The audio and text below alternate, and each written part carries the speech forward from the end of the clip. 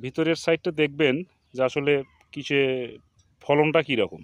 গতকালকে এখান থেকেও করলা কিন্তু হারভেস্ট হয়েছে। আমি যদি ফলের গঠনগুলো দেখাই, আপনারা দেখেন কি পরিমাণ ফল ভিতরে লক্ষ্য করা যাচ্ছে।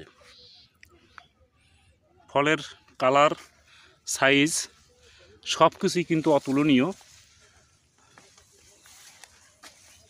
তবে এখানে একটা সমস্যা আমি যেটা লক্ষ্য করলাম, সেটা এই যে দেখতেই পাচ্ছেন, গাছের গোড়া থেকে কিন্তু একটা গাছের কিন্তু কোনো ডালপালা কিন্তু কেটে দেওয়া হয়নি, যার দরুন গাছ অত্যাধিক কিন্তু বেশি হয়ে গেছে।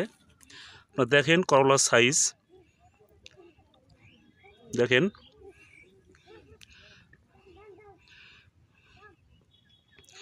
তোকে আমি আরও একটা জমি দেখব।